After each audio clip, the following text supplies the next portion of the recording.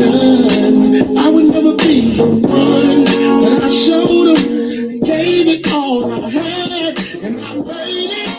Thought I'd never get my run. Finally I see the sun, and I told them, like ain't nobody be mad, cause I made it. My altar with the turn back. Problem after problem, trying to make the paper stack. Only aim for the sky, now that's where the paper at. Tired of hearing about paper, now where the paper at. I'm a bitch man, just cut the damn check. Hater after hater, trying to come at my neck. No fear in my heart, no sugar in my tank. I'm the shit man, and you know that it's thing. Don't worry about the money, got it stashed in the bank. Who would ever think that I can make it happen if I wasn't out here rapping? I'll be out here snapping. Why these dudes hit me with a passion?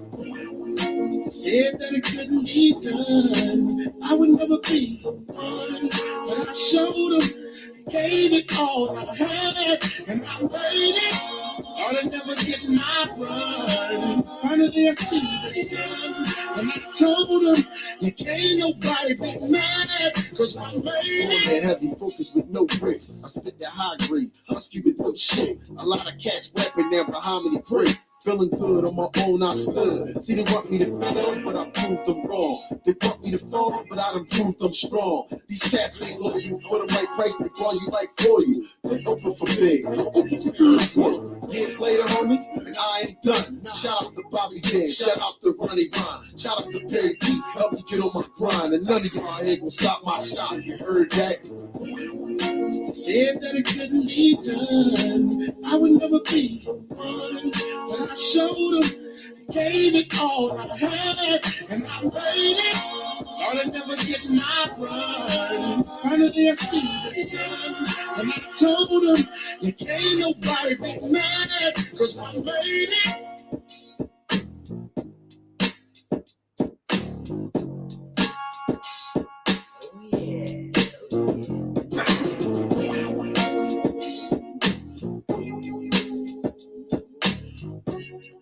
What's up, y'all? What's up? Good evening. Good evening. Welcome to the Comfort Level Podcast. You're back here with your girl, Janice Man. That's me. All right. We are in the zone today. So, and we're coming up with a great guest later on. We're going to talk about asset and leadership development, investing. Oh, scary word, right? For some of us people that don't have any money, you know. We don't have any money, you know, and we don't understand investing. You know, we hear things like real estate and retirement plans, robo-advisors, high-yield savings account, certificates of deposits or CDs, as they call it, mutual funds, things like that, you know. But most of us feel like we don't have the money to, you know, put there because we're trying to live, you know, we can't even save. So we're going to have Josh RUNGE come and talk to us about it and show us how our income is our income. These are his words. Our income is our income. It's what our income is. Your income is what your income is. It's not about how much money you make. It's more about how much money you keep. So Josh is going to come on and let us know how to keep some of this money. You know, all of us get money, you know, in different ways. We get money, and you know, some of us don't put away money, and we don't have nothing for what we call our rainy day. So, you know, so investing is a strategy to grow your money. It increases your chances of being able to afford the same amount of goods and services in the future that you can today. You know, with inflation and everything like that, like you might listen. Last week I could afford a dozen eggs. This week I don't know if I can afford these eggs. You know, they done went up. So the benefit of compound earnings is that any profit you earn is reinvested to earn additional returns. And most of you people, well, not most of you people, but some people will define that as the flip. You know, you got to flip money. Am I right, Toast? Santos is in the studio audience. Um, you got to flip money. Um, you got to re up. You know, different things people do with money is a reinvestment. So before you jump in, you have to consider your goals and your investing time horizon. Josh is going to get in that. I'm no expert in it, but you know, from the things that I have read, you know, and then there's your diversification, you know, which helps reduce the risk in your different in your investing portfolio. You know, so it's a whole it's a process. But the biggest misconception about investing is that it's reserved for the rich people. It's not true. It's not reserved for the rich. It's reserved for anyone. So, you know, so many investments are available to us now. And, you know, even as beginners, it's no excuse for us to skip out on it and then we don't have anything for later. You know, it's a great way to grow your money. You know, if you have money in the bank, put money in the bank is an investment because you grow interest, you know, on how much money you have and how long it remains in the bank. Because that's exactly what the bank is doing with your money. They're investing it. You know, they're borrowing, actually borrowing our money. So, you know, and we have a time we can't even borrow the money. If we go to the bank to borrow money to open up a business and our credit is bad and what have you, we're not going to get approved for that loan, even though we may have money in the bank that they're borrowing from us and investing and growing. You know, they're giving us a lower yield, which and they take the higher yield. And that's how banks make money, you know, with other than all the transaction fees and stuff like that for, you know, maintaining your account. They become your accountant. So we're gonna talk about that. So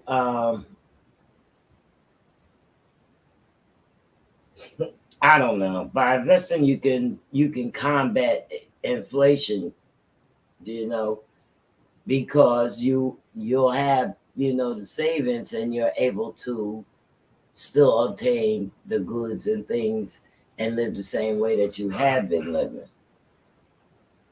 Investing helps you make money work for you because of the way it's compounded. Compound earnings mean that any returns you earn are reinvested to earn additional returns.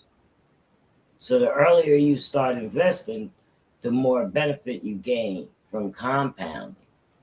Okay. But we're going to learn a little bit more about that, you know. So is there anybody that's watching now have any investments, you know, other than like maybe your 401k at work or anything like that?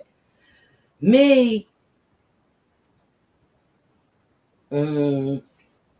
I really don't have that many investments, you know, other than investments that I would call investments would be like life insurance. Um, you know, I got a few stocks purchased, you know what I mean? Like I'm not good at it, the stock market or anything like that, you know.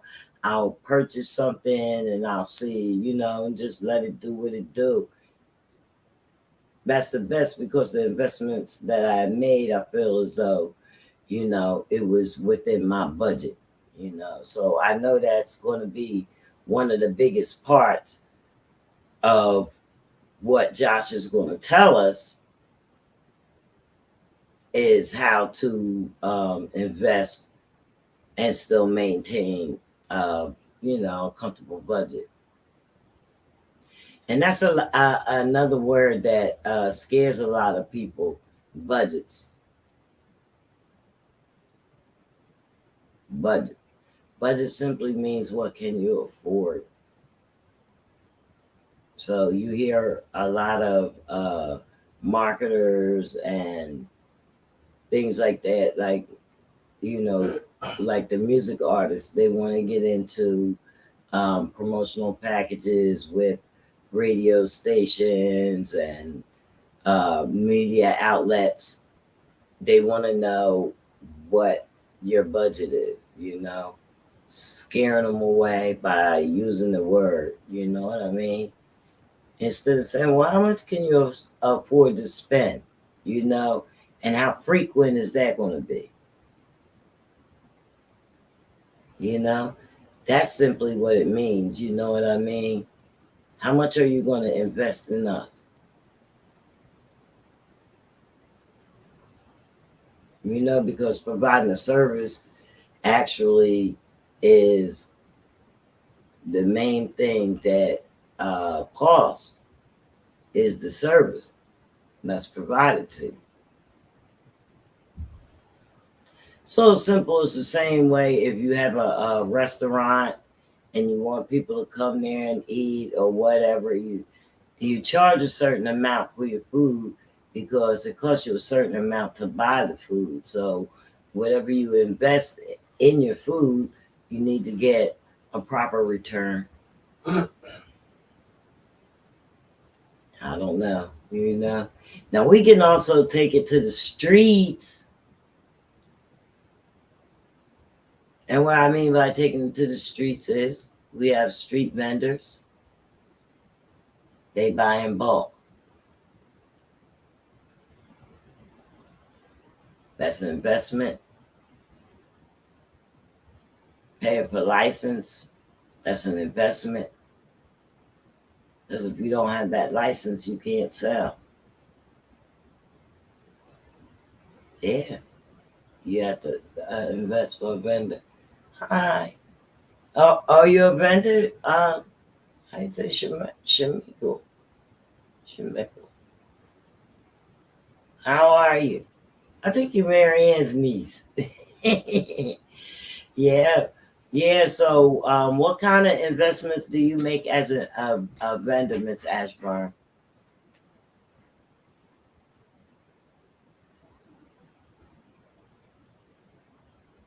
Or I apologize. I know. I think you want to, Marion.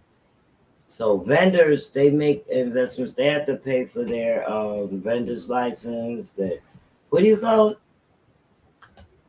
Hmm. What do you call it? What? The vendor's license.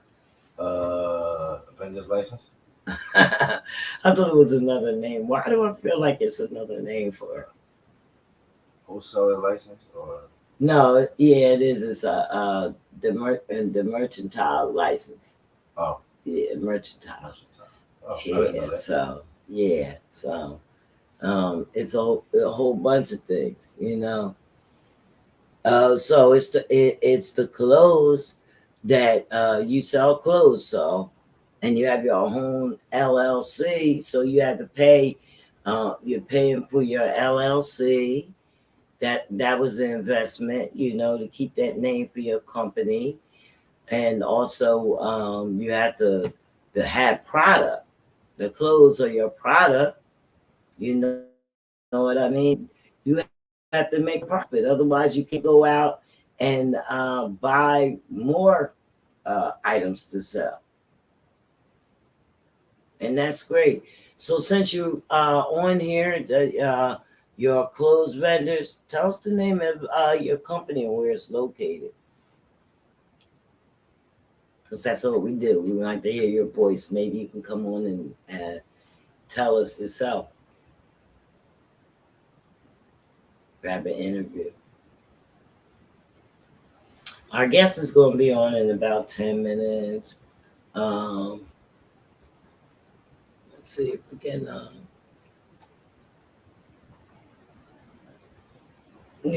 so we really focus on promoting different businesses this month.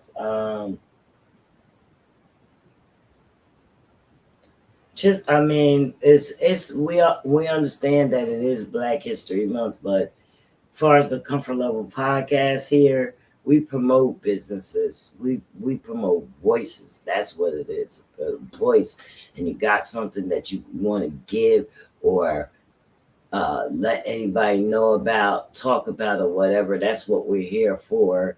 The podcast at this point is mobile. This is the home base for right now. It's called The Zone. We broadcast on 8 platforms at one time on social media platforms such as Facebook, YouTube, Twitter, Twitch, LinkedIn, and also on the web. So, we're moving the voices and for people to hear, so people to know all about you. We want you guys to get comfortable with it, because that's the way it is. You know what I mean? Hey, Twist, what's up? What's up, Twisty? I miss you. I was just talking about you. I was telling people I want you to hop in on your shows and whatnot. Twist is a music artist.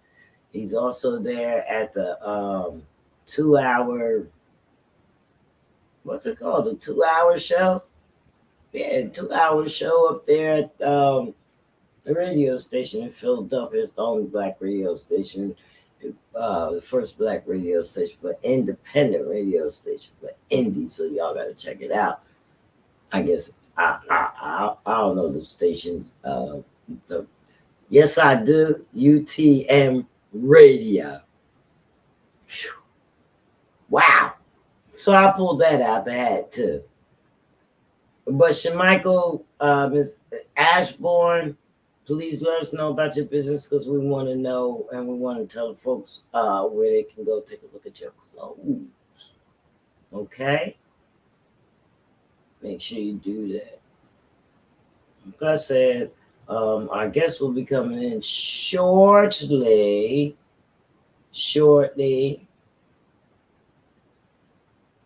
What we gonna do? Toast? You got anything? We're gonna give you another track. People's doing everything. Okay, so Shamichael, Trenton, New Jersey. Helping Hands is the company name. At a farmer's market located here in Trenton. Helping Hands. I love it. It sounds great. Oh, wow. It sounds great. Okay. Just by the name of her company, Helping Hands, we can tell that, I can't tell, but I have a feeling that that your clothes are quality and they're low price so that people can afford to, have a little bit of style, at affordable price. That's good. So we're going to take y'all into this and we're going to be right back with our guests as soon as we can.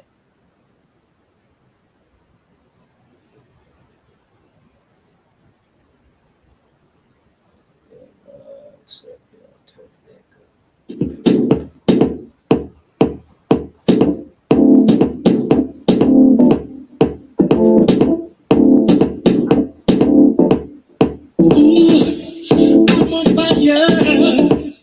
My life has just begun. My only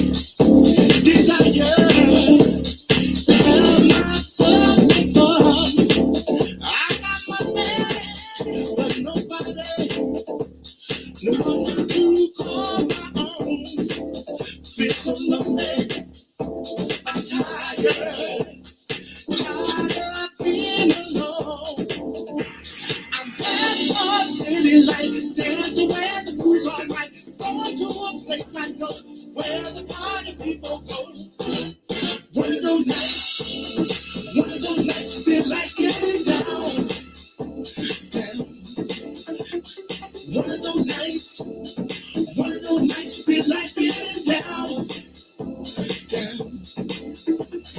Life is for living. I wanna have it all. Gonna check out what's happening. Have myself a ball. Gonna step out of the shadow. Step into gonna lose this fire. And there's no time to lose. I'm heading for the city light. There's where the crew's alright. Going to a place I know where the party people go. One of those nights feel like getting down. It's just one of those nights. One of those nights feel like getting down. It's just one of those nights. One of those nights feel like getting down. It's just one of those nights.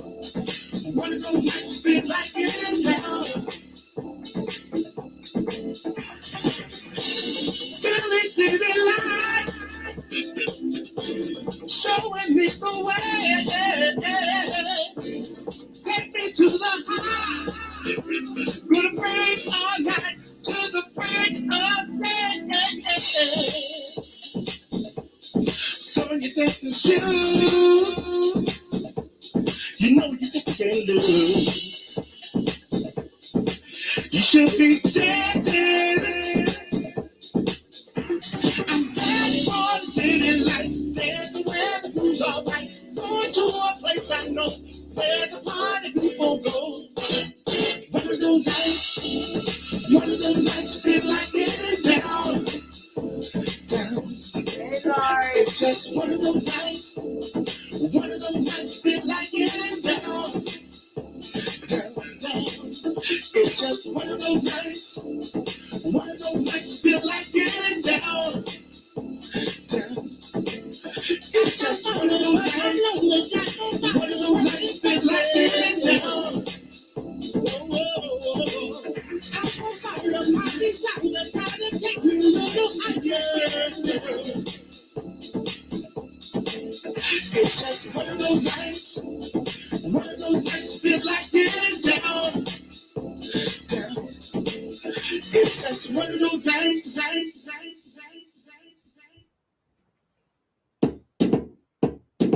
Yeah, one of them nights. Well, that's my guy, Lassiter, lead singer of the Intruders. That's my guy, Lassiter. One of those nights you feel like getting down. It's a remake of Billy Ocean's song, So it's great. Waiting for Josh to come in, just chilling. So anybody else have any investments, or we can wait for Josh to come in if have any questions that you want to ask about it. What's up, Fred? You in the building, sir? Legit. He said he checking in on travel and in transition. What's up, sir? Legit. All right, we got a lot of people checked in. We got Toast here in the studio audience. Toast, what's good? What's good? He got zero. Oh yeah, I said, what's good? I'm here educating myself. Studying the business, studying trademarking, studying financial literacy, how to really take your brand to the next level. That's all. Taking the brand to the next level, making that money work. Mm-hmm. Yeah. So basically, you saying you trying to see how you can invest in yourself. Well, your brand. What's your brand? I've been investing into myself for the last 14 years, but it's about making the right investment. It's about you know, you can invest in yourself, because that's one thing we got to teach our people with this literacy is, you know, just spending money is not necessarily all the time investing in yourself. You have to pick the right investments. You have to know how to make your money work for you. You know, in whatever lane that you're in, just study it. Study the knowledge first before you start spending the money, because when you study whatever your craft is, you know everything you need. So write it down on your paper, write it down in your books, and then keep like receipts of it. Say, okay, this going to cost this much. This going to cost this much. This going to cost this much. You know, write it down and spend all your money wisely. Make all your investments count. That's what I would say. Because I made a lot of wrong investments thinking I was investing into myself and just spent a lot of money doing nothing, running in circles. You were running circles going that way. I would say, write it all down and yeah, visualize it. Yep. Okay. So now we have Josh in the building. Josh, can you hear me? How's it sound? Danny, how are you? Good, good. You sound great. You sound great. We have Santos LB4R here in our studio audience. Okay. He's over there, you know, doing what he do. I was just asking him what he did. Oh, You know? So, Josh, welcome to the Comfort Level Podcast. I'm here in the home base, the zone today. We are a mobile podcast at this time, so you know you might find me anywhere, and I'll pull an interview up anywhere. that's awesome. Thank you for having me. I appreciate it. Yeah, so we met anywhere. You know what I mean? So Right. Yeah, we yeah. were out there, weren't we? We had a Yeah, great we time. had I a can't great wait. time. I can't wait for this weekend. I look forward to those events every weekend. They're very peaceful, very relaxing time, and it's a great place to unwind and make some new friends. You know. Yeah, yes, I'm gonna come through. Definitely come through. I go, you know, but I don't have a set day that I go because sometimes, you know, you just go by ear. Yeah. You No, I know, totally understand. Yeah. Wing yeah, it sometimes. That's yeah. great. They had a nice Super Bowl party.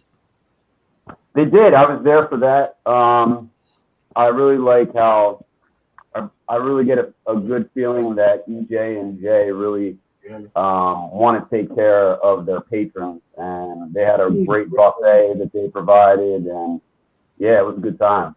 They really do. They really do. They really Yeah. do. It was actually a good opportunity to meet their family too. It's one thing when you're dealing with someone, a business owner, and you only see what they're showing you, but then when you see the family show up, you see the other side.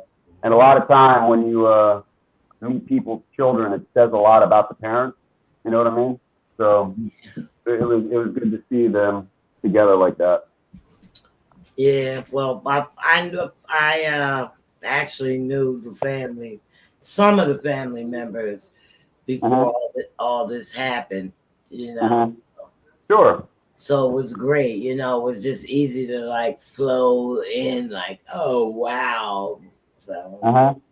So we were talking earlier before you came in. I was trying to, you know, stay on track. We were talking a little bit about investing as beginners, you know, like because some of us, you know, we hear that word investing and we run the other way. Sure.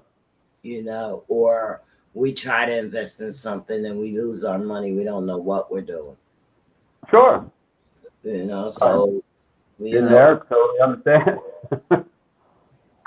There's a lot of psychology that comes into investing, and the one thing I do know is when you're dealing with psychology, you're dealing with human psychology, and you're dealing with the integration into business. There's two major forces that compete against each other, and it's fear and desire. Even to the point where if you really dial in, for those that are engaged in trading in open markets like the New York Stock Exchange or the NASDAQ, they actually have a fear and greed index that you can monitor that shows you the sentiment of overall what they call retail investors. That's what a majority of us are. We're not an institution. We're not financial planners. I'm not a financial planner. I'm in private equity. I've been in private equity now for 17 years. And got my start coming out of college just like everyone else, really not thrilled about the job opportunities that were available at the time. I had chosen a major in college based around the topics of study that were available at the time that I liked, which were biological sciences. The unfortunate thing was, is if you go back and track where all the money in the country went in the year 1999, there was over 450 what they call IPOs, initial public offers. 90% of those IPOs were in tech. So you're talking IT, you're talking software, you're talking digital space. That was foreign to me at that time. So needless to say, I gravitated to my strength zones, went through for biology and biological sciences, only to find out that, you know, where the chasing, I believe we're all chasing the money. And where's the money in that industry is either through a doctorate, and then even all doctors aren't created equal. It's like, if you want to be at the apex level of medicine, you've got to be a major surgeon, or you got to be a specialist. And that's a commitment, and it's a major commitment. So that's an investment right there. I heard when I first logged on, a gentleman talking about investing in self. Well, I bit the bullet, and I bought the great lie that, you know, you go to school, get an education, get a good job, only to find out that the good jobs weren't available. So, you know, hindsight's 20/20, but we all have to roll the dice. You know, there's fear, there's an element of fear, but what enabled me to really accelerate when I started my first company was having a mentor and finding and seeking out mentorship. It did not land on my lap. And understand this to whoever's listening, it's there's windows of opportunity that are going to come across your path. And those windows aren't guaranteed. Those doorways aren't guaranteed to stay open for long periods of time. So there has to be a certain element of faith, you know, a little bit of faith over that fear. There's always going to be the fear. There's always going to be underlying element of fear. You hear Mike Tyson. Mike Tyson is great about talking about his walk to the ring. And the whole time that he's walking out and he's heading towards that ring, he said he's petrified and he's scared. But something happens when he goes through those ropes and gets in the ring. He turns into a savage. And it's like, where does that come from? I don't know.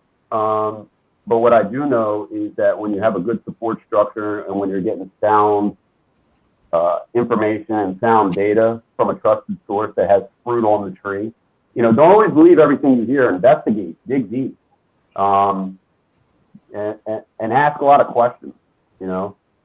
But find somebody that's willing, you know, to at least entertain giving you their time, and don't ever be afraid to make an offer, you know, an exchange, you know, barter if you can't afford financially to get someone who's, you know, a fee-for-service financial planner.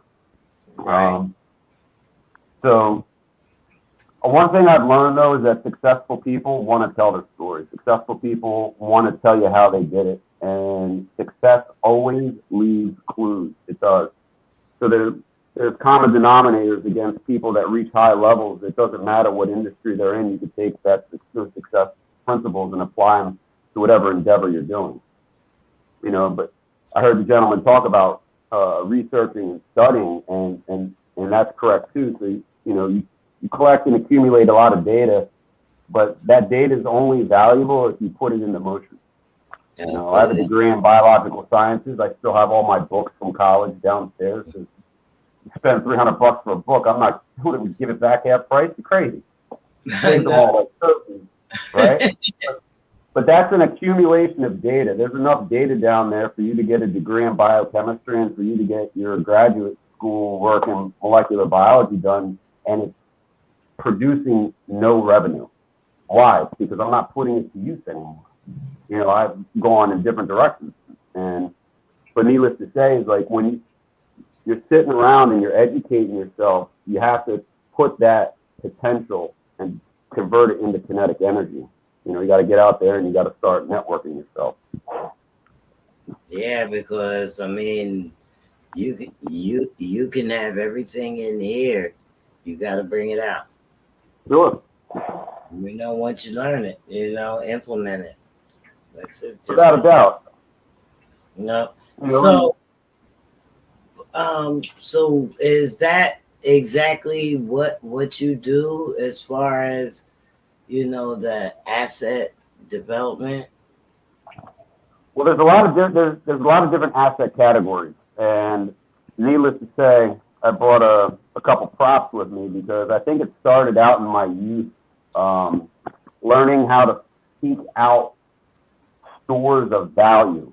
And I can remember being a kid and being real big into collecting like sports trading cards, right? Mhm. And as a kid, it's just fun, you know, it's whatever. You know, it's the thrill of, you know, maybe opening a pack of cards from the grocery store or something and seeing if you get your favorite player, you know. But as you know, you start to progress, you start to find different marketplaces and start to find that people are going to actually exchange their money for these trading cards. And then you get ones that are more unique or ones that have particular players. Like I'm a big Kobe Bryant fan. So you find something that has value in the marketplace, and I have the ability to exchange this with somebody, you know, for a significant amount of money.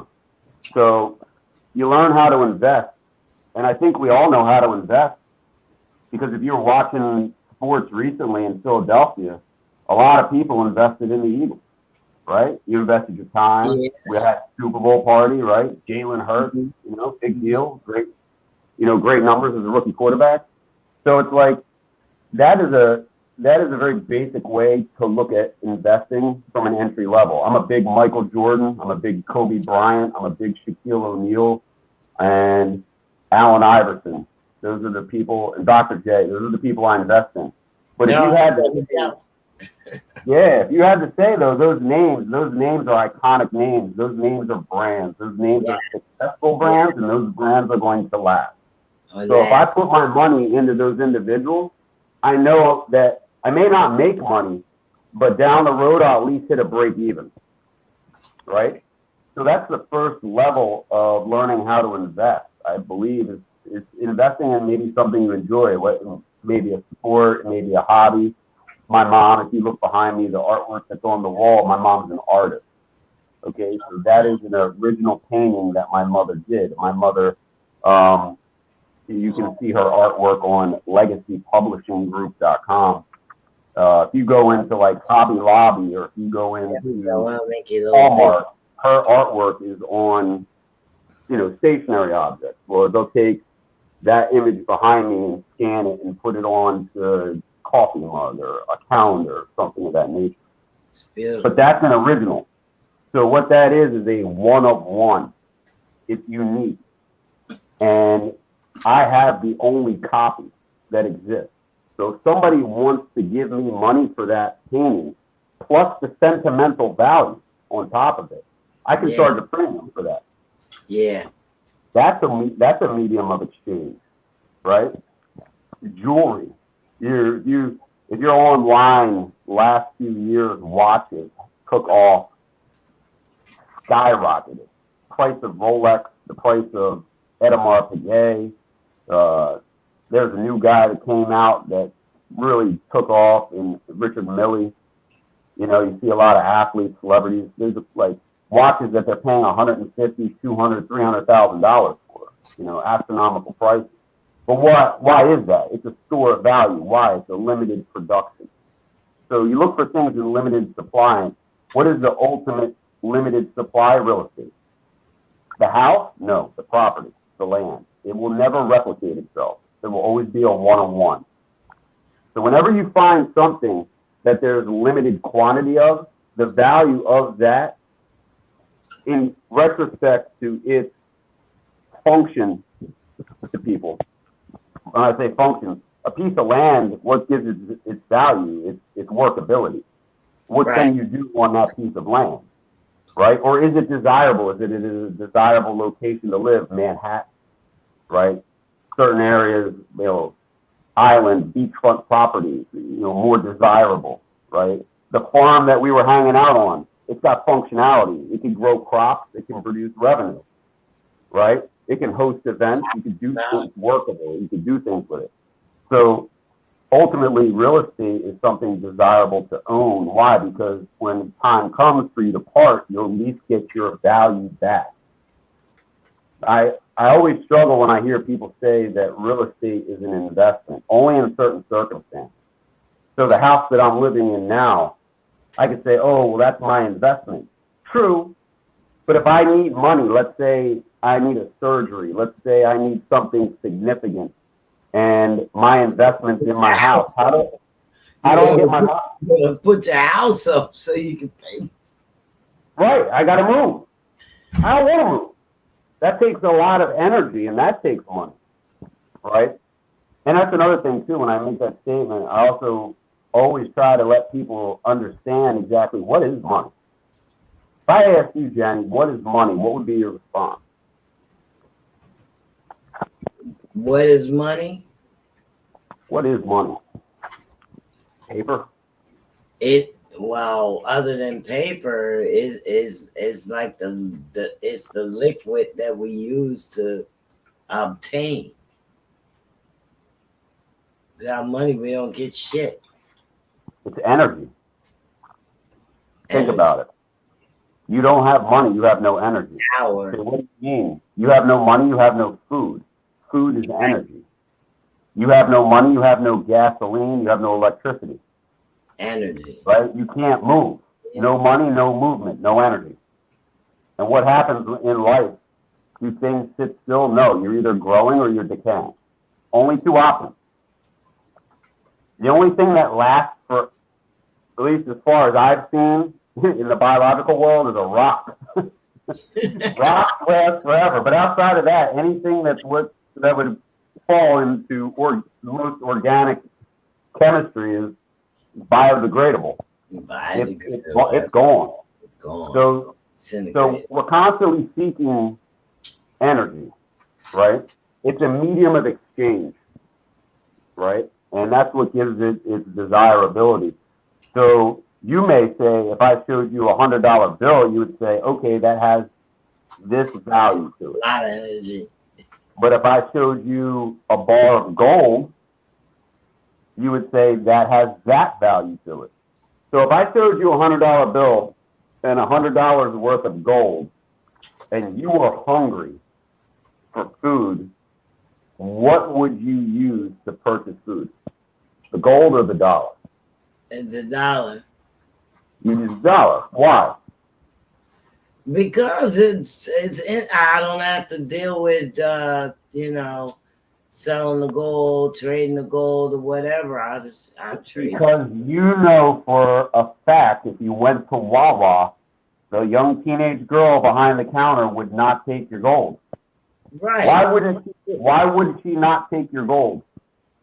Because the gold's worth more. You and I both know the gold's worth more. Why would she not currency? Take the gold? It's not the currency that's going in. That paper money is worthless. It's garbage right now. It's terrible. They're squeezing and constricting the middle to lower class in the United States right now because they inverted their yield curve. The 10-year Treasury note has now a lesser value than the 1-month Treasury note. Well, right? that bill is supposed to represent the piece of gold that they have in the mint, right? And it's not a counterfeit. See, they can't tell whether your gold is fool's gold or real gold. She has no system to test that gold that you just handed her. But if you give her a dollar bill, how do they teach a teller at a bank how to spot counterfeit money? How? They look for certain markets. For 6 months, all they do is put real money in your hands. And then after 6 months, what they'll do is they'll give you a stack of real money and they'll slip a counterfeit bill in there. And the texture, you'll immediately feel it and recognize that this is not real. Yeah. And if you were to give an individual a large note, because a bill is actually a note, It's a Right. treasury note, Right. So they'll actually have a pen or something that they can put on there. So they have a real easy, simplistic method to test whether that medium of exchange is legitimate, real, complete. And that right there is why crypto in the form of Bitcoin. Now, I'm not going to say anything about cryptocurrency because cryptocurrency, there's only one that matters, and it's Bitcoin. Bitcoin is not cryptocurrency. Bitcoin is digital gold. Bitcoin is digital real estate, and Bitcoin is digital energy. Okay? Cryptocurrency, I'm not going to go into cryptocurrency any further than that. The volatility is way off the charts. And because cryptocurrencies predominantly, even if you look into Ethereum, it's more or less nothing than a way for individuals to not enter into the stock exchange as a publicly traded company, and they're trying to raise capital for projects. The only one that even remotely makes sense to me is Ethereum, but even that, it can be duplicated. I could create another system if I had enough money, which I don't, but if I did, I could create a competitor to Ethereum, and that's what companies like Cardano and ADA, they're all competing. But to me, that makes sense.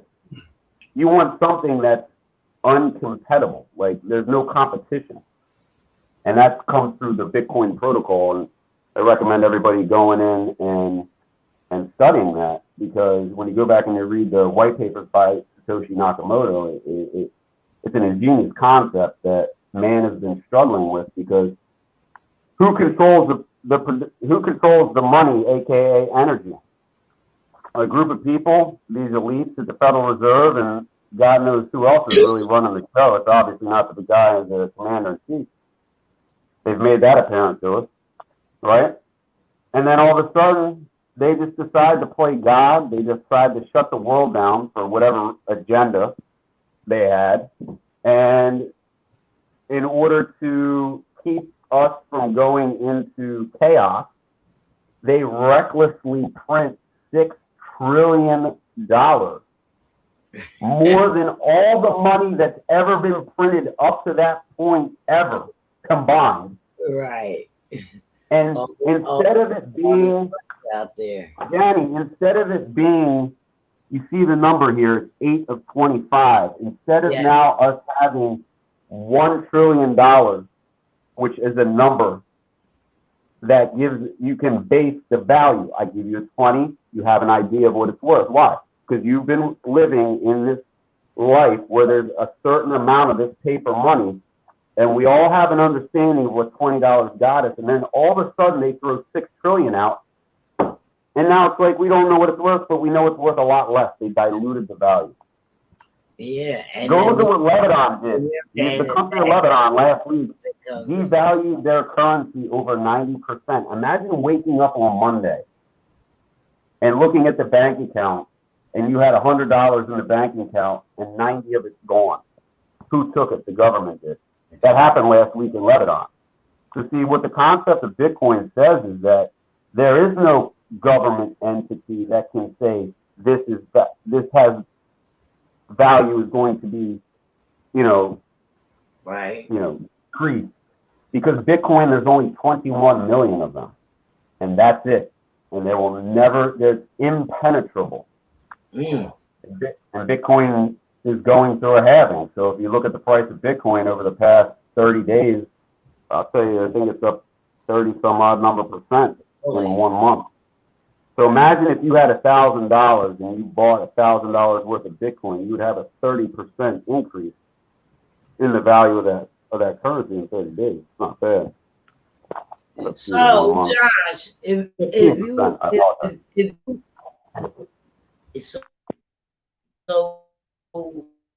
you were someone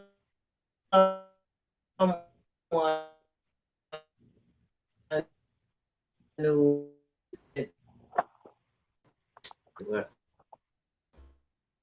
I'm going to have to ask you to repeat that one. The feed slowed down a little bit. I don't know if it's on my end or yours. A second.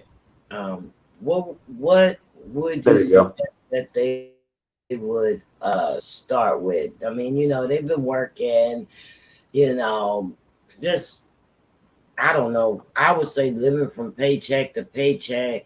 They do have a 401k and and just Well, the first, well, we're talking about assets. So we're going through different asset classes. We talked about, collectibles, things of value, jewelry, things of that. We talked about, you know, digital stores of value. That's what Bitcoin is. Another asset class is stocks. Okay. Investing in companies. So what's the first thing you do when you decide that I want to invest in a large publicly traded company?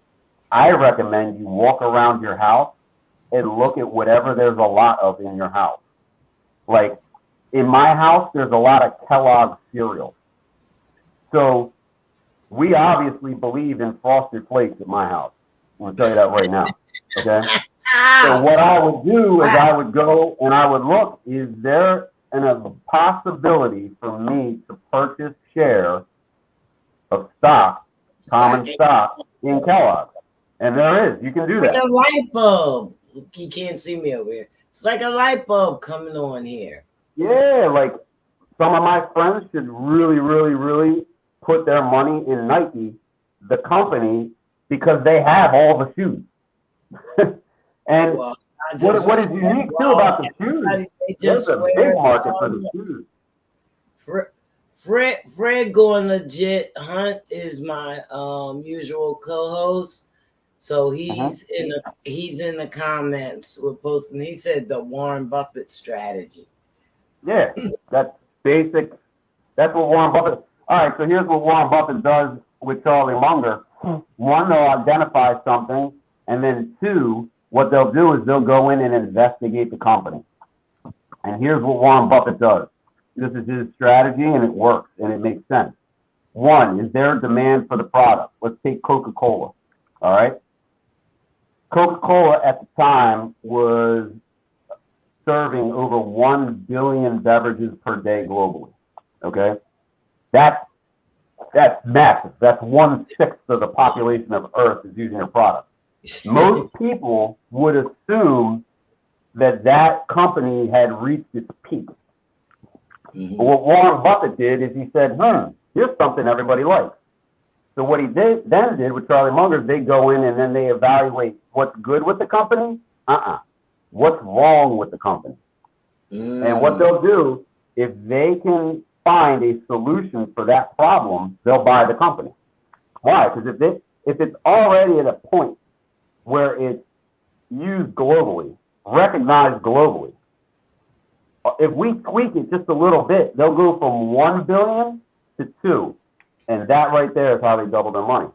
And if you go look at Berkshire Hathaway A, today I believe it trades at some $460,000 per share. It's almost a $500,000 stock. That concept works. So what he does is he'll go around and he'll look like he recently, late in the game, but recently, as of I think a year or two ago, bought a considerably large portion of Apple, the company. Why? Because it's already globally recognized. It's a safe play for him at this point. He's in his latter years. It's a safe play. It's called a value stock, and that's what Warren Buffett is legendary for. If you then go look at individuals like Ray Dalio, if you go look at individuals like Carl Icahn, all these great investors have different strategies. Carl Icahn, the corporate raider. So what he would do is he would find a company heading into zero and bankruptcy and come in and threaten them and take over the company, turn it around, and then sell it. He was a tyrant. He was a tyrant at the casinos. Oh yeah, man. But listen, you can't deny the fact that the man did the job, got the job done. He did. A lot. I worked in the casinos. A lot of us when he came. I like to day trade. So day trading, I don't recommend anybody do unless you have a mentor. So I use on Discord, and this gentleman is from Philadelphia. You can find him on YouTube as well. Pull his group up here. I don't know if you guys can see that. Traders helping traders. Oh, The yeah. gentleman's name is Pete DiCarlo. And what he has is he has an entire course for free. I recommend everybody take his course. The kid has got an amazing thought process. And he has an entire course on investing, from options trading, which I recommend you don't do unless you take a course, all the way to what I do. I personally, the format of trading on the market that I do is called swing trading, where I buy whole shares of companies that I believe in that have high volatility, like Tesla. Right. So like in the past couple of days, Tesla's been on a bull run. So while it's running up, put my money out of Tesla. Let it run. Yeah, I have an affection for Tesla, because my method of investing in companies is a leadership perspective. Because I'm a firm believer in, you could have what Mr. Wonderful in Shark Tank calls poo-poo on a stick, right? But if you got a good leader, he'll sell that poo-poo to everybody on the planet Earth. Wow. Right? So when the head is right, the body follows. So organizations that are led by a good leader will always beat a company that's, got been around longer or popular or has more money, and that's Elon Musk. He came into an industry and is slapping everybody in the face twice. And all they're seeing from Elon Musk is his rear end as he pulls away. And it's because it just came out today, and I can send you a copy of this, but what a lot of people don't know is Elon Musk is arguably the most humble billionaire you'll ever meet. And we could talk about his living quarters, which is a house that's relatively half the size of the one that I live in now. He's sold all of his real estate. He's mission oriented, and he just donated, because it's called I think it's a 10-4 filing from the SEC, donated 11 million shares of Tesla to charity. Damn. That's $2 billion he just gave away to a charity, undisclosed. Not his own, like Bill Gates. Bill Gates is slick. Bill Gates developed the Bill and Martha Gates Foundation, of which he donated. He pledged to donate all of his money to his own charity. Interesting. So basically, he's found a way. Bill Gates has found a way, and everybody's like, "Oh, Donald Trump didn't pay taxes." You think Bill Gates is paying taxes on money he puts in his own charity that he manages? Like, come on, dude. Come on, the guy's slick. I'm not hating on him. I'm not hating on him. There's other ways to go about not paying taxes, and that's the way that I go about it. You want to know how I do it? I started a franchise when I was in my early 20s.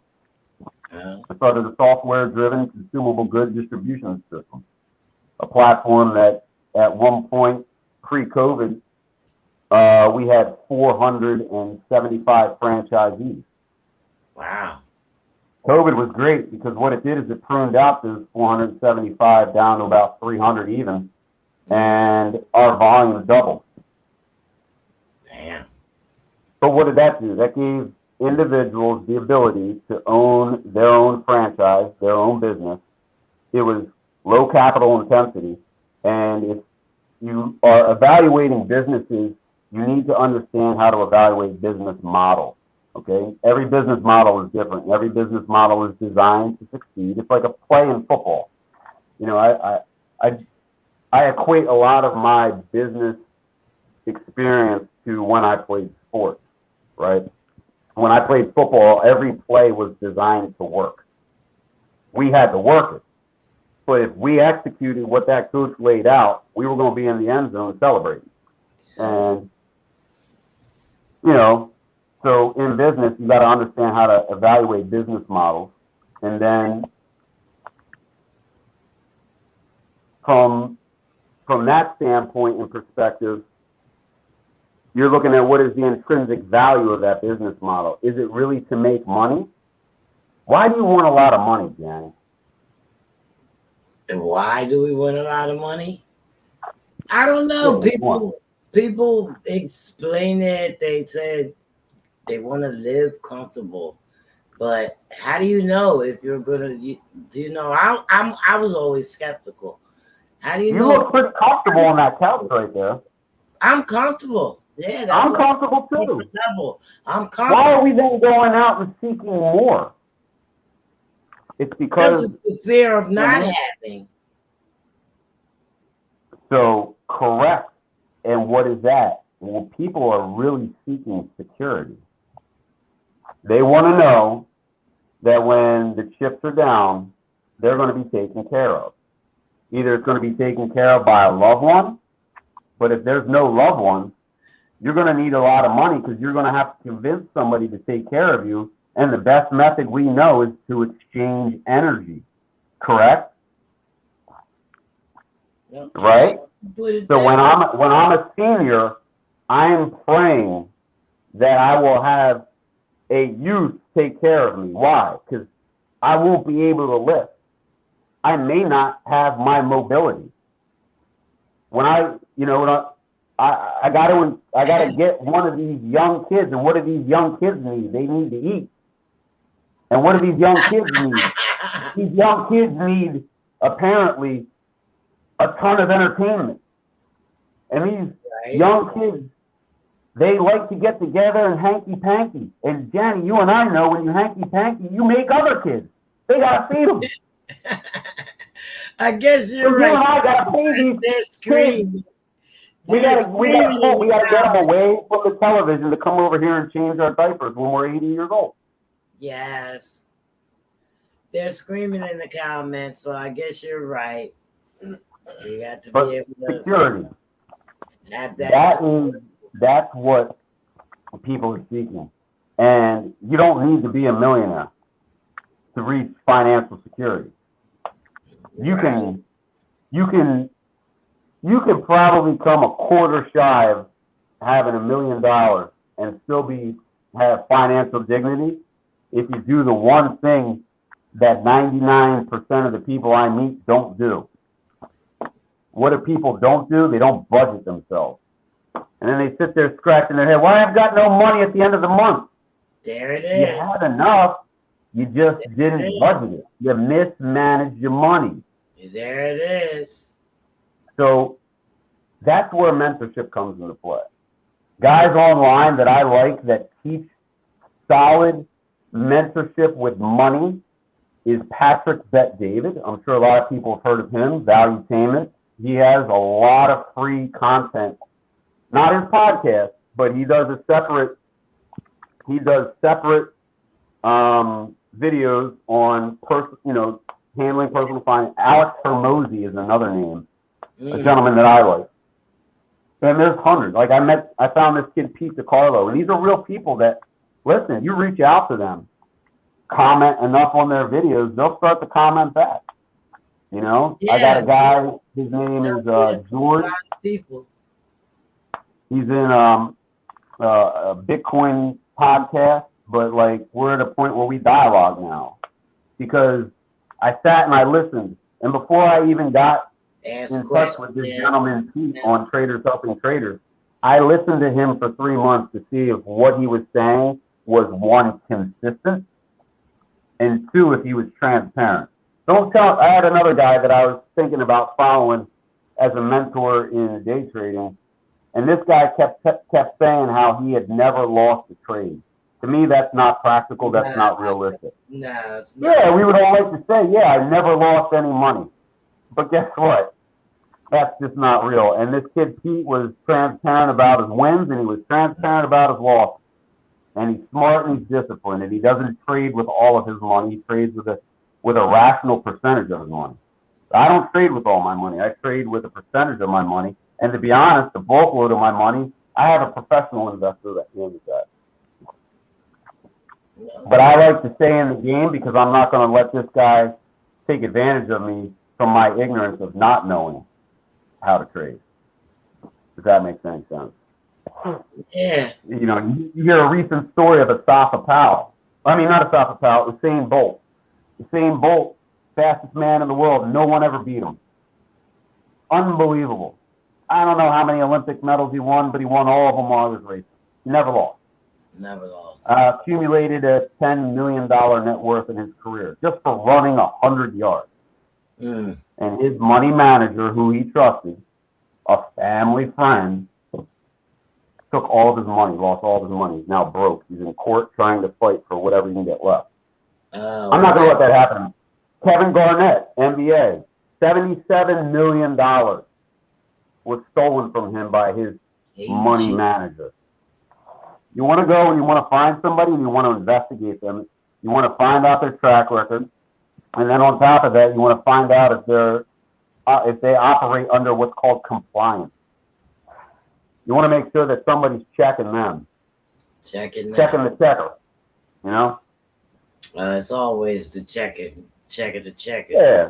And see, I learned that from watching my dad give a family friend, gave him like $50,000 and the kids blew it on personal stuff. Luckily, he was doing it under the Merrill Lynch name. So don't just go to a brokerage and assume that the guy, like, hey, if I'm going to Merrill Lynch, this is the stuff I should have done when I was dating girls. I should have investigated girls more often. Let me talk to your family. Let me see where you came from. No, we just run right in. Oh, you like me? All right, great. Oh, you work for Merrill Lynch? Great.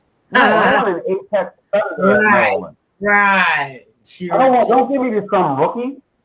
Robbie, I ain't got time to watch grass grow, brother. I would just buy the tree. Like, you know, so. But my forte is asset development. Now, there's a lot of different assets, and I like what's referred to as income-generating assets. Okay. And that's AKA the franchise that I first started with, because what that does is that gives people the ability on an investment to get a return on a monthly basis. There's different styles of trading in the market. You have companies that offer dividends, and sometimes those dividends, if it's through a REIT, a real estate investment trust, that'll be issued monthly. But for most of the time, most of us, our dividends come from companies that issue quarterly. Like I like NLY, Annaly Capital. It's a REIT, it's a real estate investment trust, and they manage the accounts for Fannie Mae and Freddie Mac. So they're a solid New York-based company. I think $11 billion under management. It's a big company, but they offer a 15% annual dividend. Annual. Wow. You got companies like AT&T that have offered a consistent 30 years, 7% quarterly dividend. You know, so that's a way for you to start investing and getting some of the money back. See, I sat down with a guy today who going to be launching a new company here in the next probably month. And we're doing a capital raise, and I've raised just a little bit over $1 million in the past 3 weeks, and I'm looking to hit a $2 million funding round before we go in and start phase one. And I'm sitting down with a guy, and he's a friend of mine, so I'm being gentle with him, but he's sitting down and he's quoting Shark Tank to me the whole time, and I'm like, I already know, but I already know he's a friend of mine. I already know I'm sitting down with somebody who's never built a company and has no experience. But that's fine because he's a friend of mine and I want to give him the opportunity to invest in this new project because in 5 years when it's a $50 million company, I don't want to show up one day and him say, how come he didn't give me the opportunity? If there's a way for us to make money, Johnny, do that for and you find out 20 years from now that I didn't offer it to you, how do you feel? You feel some type of way. I'm coming. When we just met, you may not feel that way about me, but I've known this guy for. But what if it's somebody you knew? What if it's somebody you knew for 15 years? I'll be like, damn, I should have listened to Josh. I was like. Well, no, but what if I never even bothered to offer it to you? That would be ignorant on my part if we were friends and had a relationship. That's just how I approach things. Now, listen, I'm not mad. Now, I got friends. Listen, I got a good friend of mine. He's a world-renowned chef. And I say world-renowned, we're talking Lebec Fin. We're talking Nobu in New York. We're talking Fatty Crab. And then he went on to the Food Network and was on the show Around the World Maybe Place. And now he's a producer for the Food Network. But him and another one of my friends, whose dad is a CEO of Xerox Corporation, had an idea to develop an application for restaurants that would manage the inventory for the restaurant owner and basically just give him alerts on his phone whenever he needed to re-up or reorder any of the product that's on his menu. Yeah. Ingenious, because one of the biggest issues that restaurants face is inventory. All right. Built the app and sold it for $80 million 2 years ago. Oh, jeez. 80. They didn't offer me once Yeah. to be involved. I'm not mad. I'm not mad. Hey, guess who I called this week? Those guys. And I was going to offer them less. I'm not going to change who I am. That's just who they are. That's it. Yeah. It is. And they want to come and brag. And man, I did that in my 20s. I started my company at 24. At 28, I had a $4 million net worth. I put it on a bidding block, and I collected royalty, a lifetime engrafted royalty into an estate trust, 2 generations, estate tax free, every month at 6%. Nice. So I haven't worked a job in 15 years, since October 17th of 2008. So maybe they didn't want to, I don't know, maybe they felt some type of way. But I offered them that company too. They said no. I don't know, Johnny. I don't know what it is. I don't know what it is. Fred says, yes, not sharing beneficial information with each other is another one of those black things you wouldn't understand. But that's the problem, Fred. That's the problem. What's good for the goose is good for the gander. And here's the deal. It's not just sharing the money, it's sharing the knowledge. Because here's the deal. I can give you the money, but if I don't teach you what to do with it, you hear the term trust fund babies, right? You know, somebody, oh, you're just a trust fund baby, right? You're living off of the trust. Well, here's the deal, Johnny. If I don't trust you with my funds, there's no trust fund, baby. How about that? Right. If I give you a ton of money and you recklessly, irresponsibly do foolish things with it, it's going to cause a lot of psychological damage to you. I'm going to hurt you. So I might as well just give you a loaded shot of heroin with some fentanyl in it, because that's what it's going to do. It's going to destroy you. Money destroys. Money corrupts. Money gets in the way of relationships. I can't stand it, to be honest. But we have to. It's the world we live in, and we got to deal with it. We live in, yeah. You know, like they always say that money is the root of all evil. It's been said. And it's like, but here's the deal: money can do a lot of good. Money can be beneficial. Remember, it's energy. We have to live. We need money. So what we need is the energy to raise our financial IQs, and that goes back to what the gentleman said earlier, was investing in self. So there's got to be a certain amount of personal development, and in my companies that I own, I don't force mandate, but I highly recommend that everybody be on what's known as a CEP, continual education program. Reading, listening. You know, you can tell a lot of people if you ask them and pull up their YouTube account and just see what the algorithm puts up. If you look at mine, it's going to be a lot of investing, a lot of leadership, a lot of positive reinforcement. I like people like Tony Robbins. I like people like Les Brown. I like people, you know, that speak positive, you know, but speak the truth too, because sometimes we don't want to hear the truth because the truth hurts, but sometimes we need to get a checkup from the neck up. You know, I see these kids at the gym. They spend all this time, you know, working on getting strong and this and that, and they're mental midgets. And they wonder why they don't have money. It's because they don't raise their financial IQ. Why would I give you responsibility that you can't handle? See, I believe in God. That's my spiritual higher power. And everybody I believe should be connected. Those are the 3 biggest topics in life: faith, family, and finance. The problem is that somebody said, hey, listen, the mass amount of people don't care about those 3 things. They care about governance, entertainment.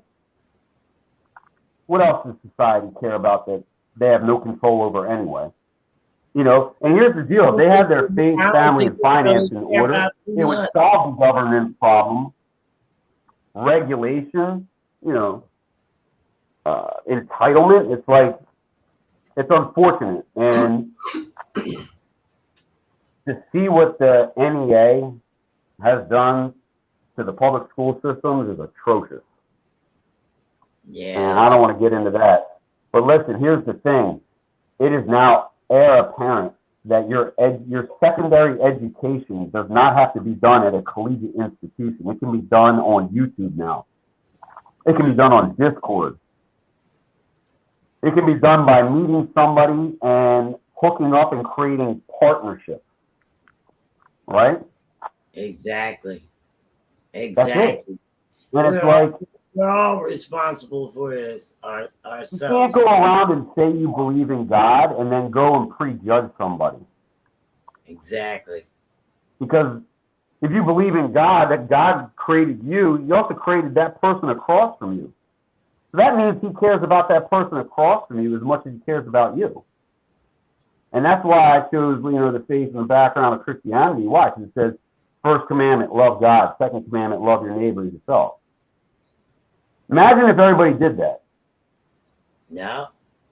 It's like what Bob Marley said, one love, one heart. Let's get together. You know what I'm saying? It can't be like that. Selected few.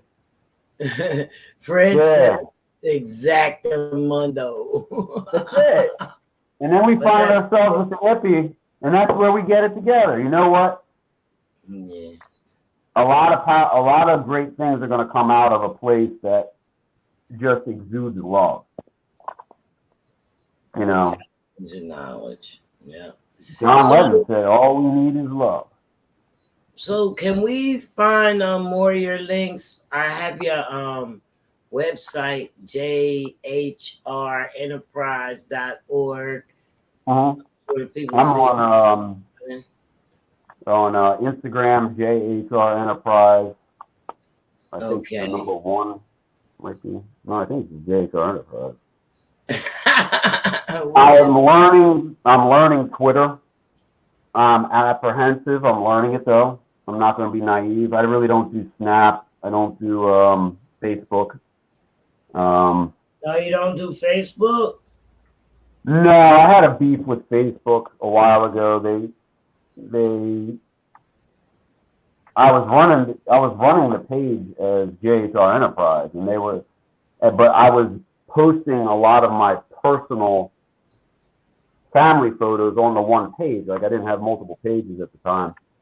And they said that I had to register the account as a business account because I wasn't using a real name. And they locked me out.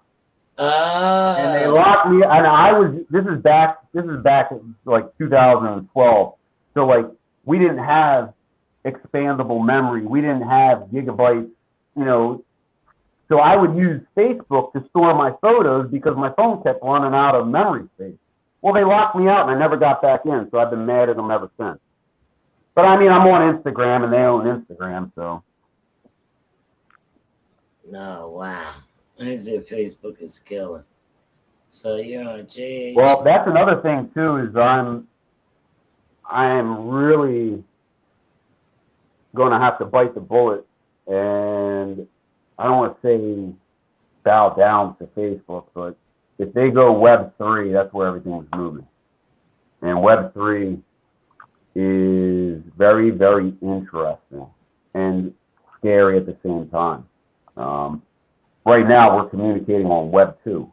So this platform that we're using is Web 2. And Web 3 is the metaverse. And when you talk about the retail applications for my franchise, it is unbelievable, the possibilities. The scary part is, on the back end, I can literally see where people are going to turn to mush because they're just going to put VR headsets on and spend 8 to 12 hours a day living a fantasy. And that's not how life operates. God didn't create us to sit at home with goggles on. We were designed to meet. I actually took a course one time, a leadership course. A gentleman I recommend, his name is Ron Ball. It was just a seminar that he put on about being a complete professional. But there's the way the hand is, the nervous system is hardwired is to create a euphoric sensation in the brain when you shake hands with somebody. And it really bothered me because I started to realize that a handshake really was a way of connecting with another person. And then this COVID thing came in, and now everybody does the fist bump. Right. They used to throw up fists for other things. I don't like that approach, but I've had to learn how to deal with it. Something you know what I mean? So, yeah. I can't hold on to all the old ideas, but it's like we're meant to connect. Taking out all the, you know, the sensitivity and the personal stuff. The personal stuff. I mean, think about our senses: sight, sound, taste, touch. You know, we're wired to interact with each other, and Yeah. you know, more Maybe people. that's why the world is so cold now. Say again? Maybe that's why the world is so cold now, because of this. Oh, without a doubt. I mean, everybody is electronic, and everyone's about as cold as this piece of plastic. Yeah, yeah. You know? But there's still, you know, it's not like hope is lost. And in scenarios like this, you hit a point where there's so many issues, and you're like, it's overwhelming. That is actually a good thing, because what has man been trying to do this whole time is get the job done by himself. And Arnold Schwarzenegger had a short that was trending the other day on social media, and it said, you can call me this, you can call me that, you can curse me out to my face, but he said, don't ever say I'm self-made. It takes a lot of people. I mean, I sit here and I don't say like I retired from my job because I did it by myself. I have an organization of people that believed and had faith in what I was telling them and followed me. And as a leader, I have a responsibility. So yeah, I left my job, but I didn't feel comfortable at the time because I was the only person making a six-figure income. And to me, that wasn't security. No. So what I did is I had to get in there and help people make six figures. Then I felt a little bit more comfortable, you know, but you still got, because here's the deal. I mean, if you're just doing things for yourself and for your own gain, people are not going to have long-term loyalty for you. And here's the deal. The ones that do have long-term loyalty to someone who's greedy are weak people. And I don't want to be a lion with a bunch of sheep following me. I want to be a lion, and I don't need a big. That's what I learned during COVID. You know, I was just entertaining myself saying that I had 400 franchisees, and it's like in reality, it's like 80% of the work was getting done by 20% of the people anyway. And what reality said is, I'd rather have, you know, an army of lions. You know. Yeah. So I've always worked on and subscribed because I started to realize that leadership is more important. Leadership starts at home, you know, leadership starts in the house, and it's not easy, it's not fun. But if you want to get further along in any aspect of life, you know, you've got to learn to take and accept personal responsibility. But don't accept the current circumstances as, you know, the final result. You can always work on yourself. You can always improve. You can always, you know, start over new every day. You know, every day is a brand new day. It's beautiful. You know, I learned to wake up and, you know, be appreciative and, you know, say a positive prayer, you know, to my spiritual higher power, you know, pay homage and, you know, yes, you know, go on, try to do the best I can do, make good decisions, you know. Really help. So finding the right mentors, you know what I mean, it's gonna really help. Yeah, I know it's all about.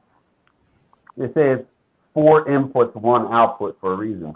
Use your eyes and ears more than your mouth, and you just be receptive. I mean, that's how we bumped into each other, right? You're just sitting there and you hear what people are you know, are talking about, and you know, these are like-minded people. Let me see if I can engage. You know, what's the worst thing that would have happened when you and I met? you're like, you probably would have been polite. I'm going to set this guy down easy, but I'm going to go to the others. I'm going to go somewhere. You know what I mean? But Yeah, we all well, run a little bit of a risk, but you I never like know where. that's right. You never know. I like to network everywhere, so I'm seeing what people doing or whatever. The fest is something different. It's not it's a private type event, and so, but it's a bunch of us entrepreneurs out there, so, and Yeah, we all on different pages. May I say that? You know what I mean? Like, who knew that you were into the things that you're into, Josh? You know what I mean? yeah. I mean, And you didn't know that I was the person that wanted you to tell the world. yeah, listen, yeah, you'd be surprised, and you never know. Like, see, a lot of what I'm gonna have to say everything that I've done is based off of the information that was given to me. And where the information that was given me from? It came from my family growing up. It came from the people that I was around, during my time in grade school and, secondary education. So it came from my mentors. And outside of secondary education, everything else was free. So if it was given to me for free, why wouldn't I pass it on to somebody for free? Right. And not only that, when you do it, you feel, I don't know, you feel the gratitude more. Sure, because you gave them something that's really valuable, and you just hope that they accepted it. But Or most even, don't. or But we even don't need a lot. You just need to make sure that maybe 1, 2, or 3 people catch did. catch the You know, wave. Yeah, that's it. That's that's it. it. What That's they it. say, well, like the events that we go to on the weekends. Imagine if everybody just brought one new person every week. Exactly. You understand how big that would be? Just Huge. one. Just share it. I shared it. I shared it with 3 people today when I was at the gym. Huge. Huge. And It's huge. it's adding, and it's a good environment. So where do people like to go? To a good, positive environment. Nobody goes and runs The into music's negative. great. We sometimes find ourselves in negative, but we didn't ask for it. Like, who wakes up in the morning? Let me see if I can just have a miserable day and maybe even ruin somebody else's day. Like, anybody, like, Oh no. that's sadistic. And there are a few people out there that are basically shepherds for the devil, but for all intents and purposes, I mean, I don't think we signed up for anything but a good time. So share it. No, we don't sign up there. We wake up, we want to be happy. That's it. Wanting I things would to agree go with that. smooth, you know. But I know it's a lot of Uh-huh. diversity in these investments and setting your budgets and your plan. So I know you gave us some information to go to YouTube and different stuff, listen, learn, study, and implement. So I mean, as we're approaching, so is there anything else that you would like to say? I mean, I think we covered a lot of ground, and I mean, I hope I Right. added some value to the people that hear this, and I hope they can take a piece of it and apply it to their life for personal gain, and then pay it forward. I would always recommend you know, being if you find something that works, broadcast it, because maybe it can help somebody else out as well. I like that. I really do like that because I've always lived by that. Folks, this is Josh. How do you say your last name? Last name, I pronounce it Runge, but Runge. it's spelled. There's a professional baseball umpire that apparently has the same last name, and he pronounces it Runge. Okay. So we have Josh in the building. Make sure you go to his website, jhrenterprise.org.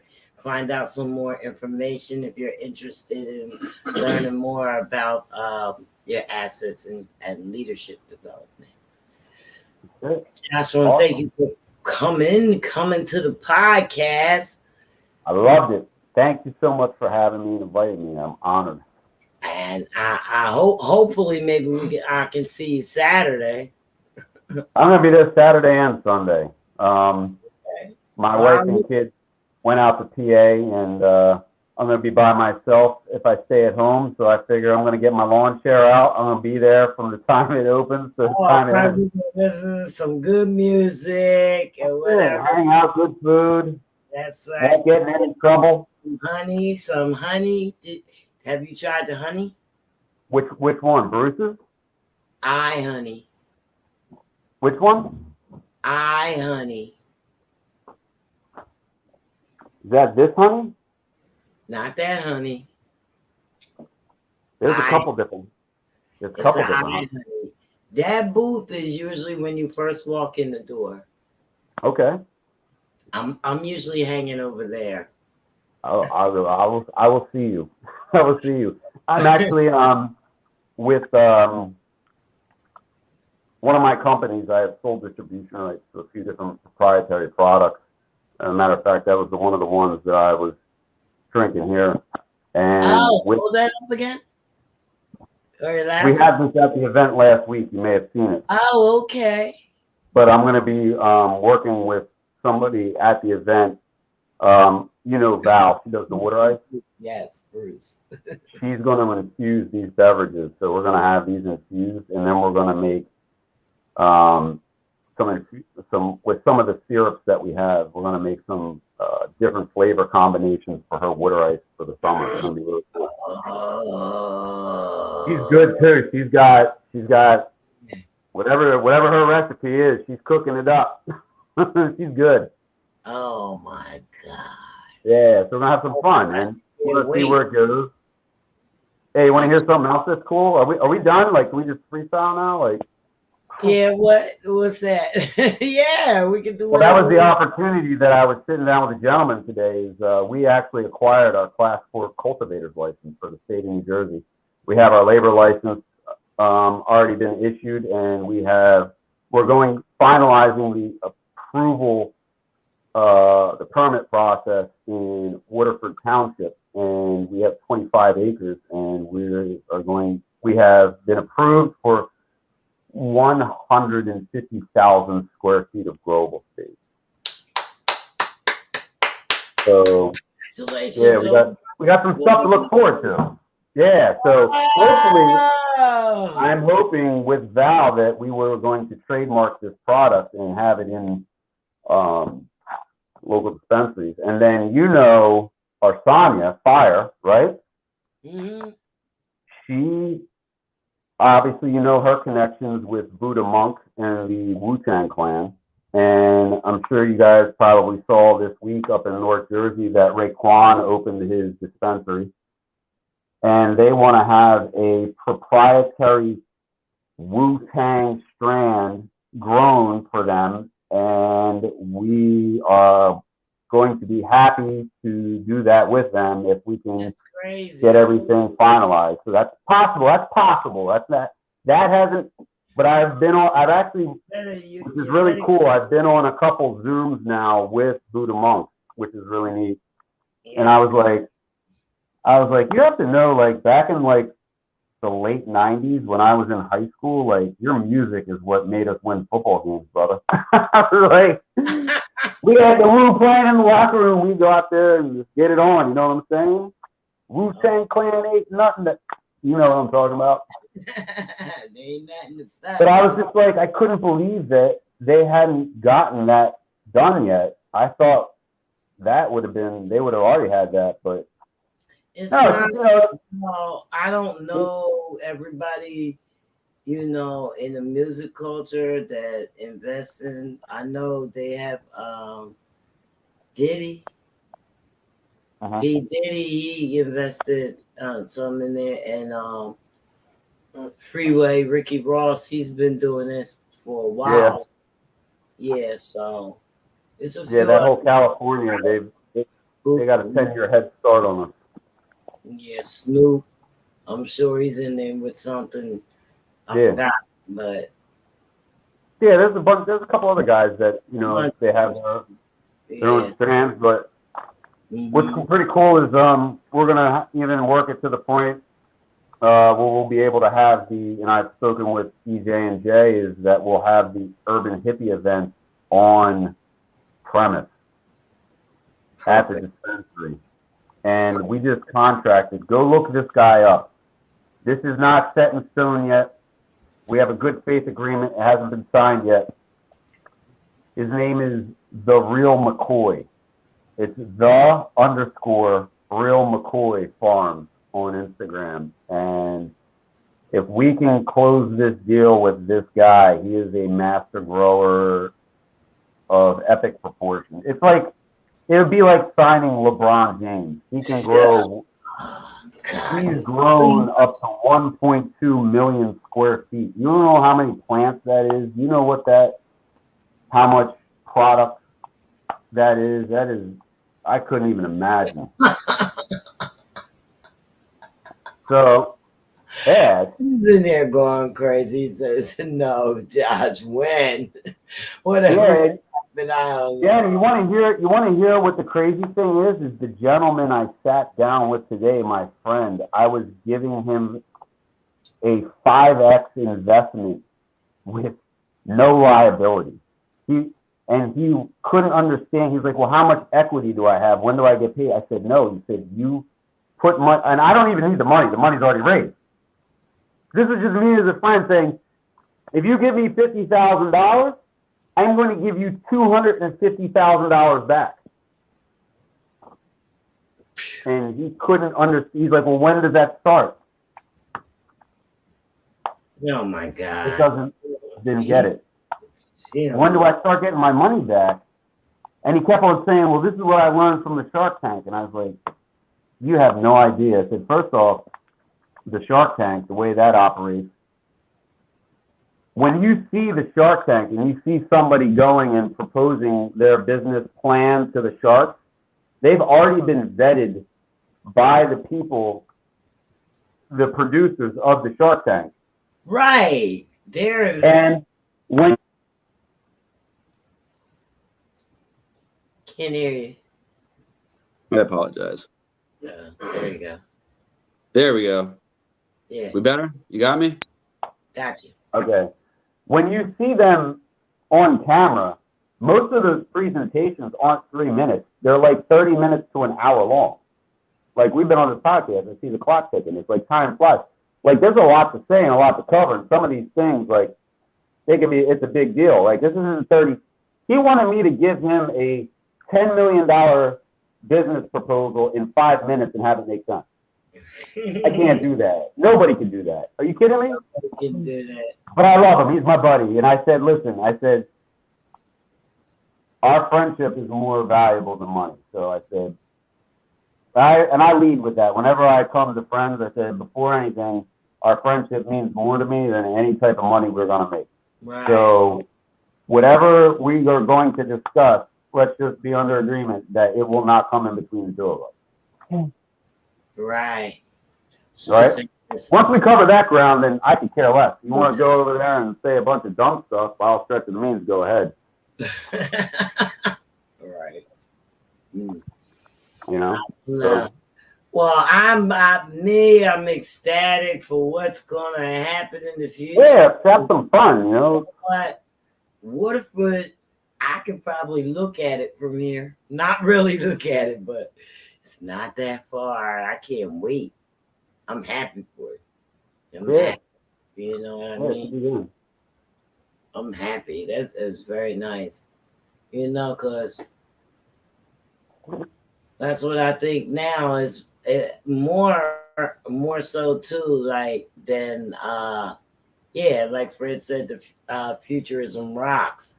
You know what I mean? So like this generation right here getting in on the ground floor of this is really going to make waves because they understand it more and the more uses and stuff.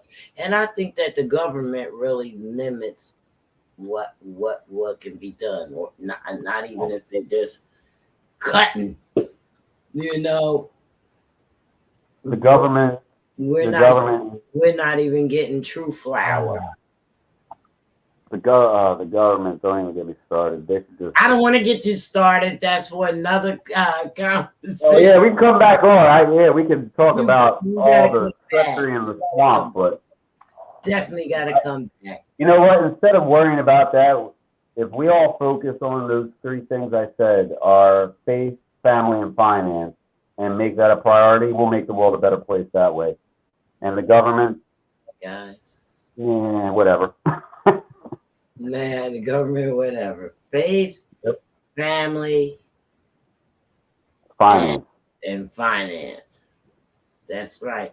Most Yep. of all, you have trust too. That trust. So that's trust and faith is So intertwined.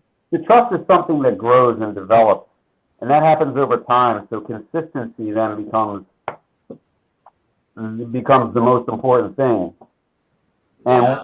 when someone is consistent, their emotional stability is usually balanced. No. But when there's no consistency or no commitment to be consistent, that's when people are a roller coaster. And nobody likes to deal with the guy that's happy one day and depressed and ready to kill himself the next.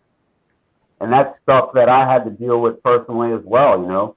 You have to learn how to get over some of the hardships of life and keep moving forward with a smile on your face. And you can be in control of that. You have complete control over one thing, Johnny, and what is it? God only gave you the ability to control one thing in life. What is it? My heart. I don't know. No, you don't even control your heart. It's called an SA node, SA and NA node. Those are the two parts of your heart that do all the firing. So what do you have control over? You can't I control don't know what is it. how you think. I was gonna say that. Thought My thoughts. dictates an action. An action creates a habit. A habit forms a character, and a character defines your life. Wow. So if you can change how you think, because how you think has gotten you to where you are in life today. So change how you think. We got about a minute before that music plays. It's gonna go, Josh. And you're gonna be gone. All right. Well, listen. I'll see you this weekend. Come back. We're gonna get it on Saturday. I will see you over there this weekend. All right. I'll see you. And hopefully, we'll have a great time. That's right. All right, Josh. Thank you so Thank you for having me on, Johnny. And thanks to everybody here. We'll talk to you guys later. Josh. Bye-bye.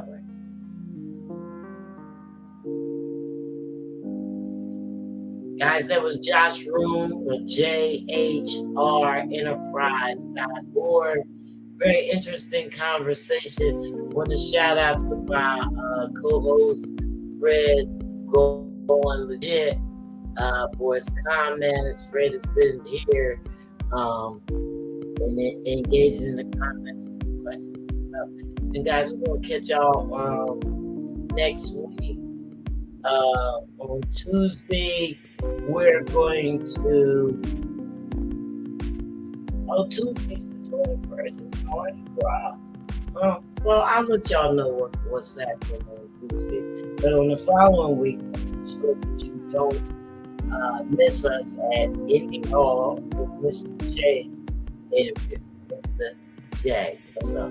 So make sure you check us out on Facebook, Instagram, the web, YouTube, anywhere you get your podcast for our ads. All right. So we want to thank Josh, and we'll see you guys on Tuesday.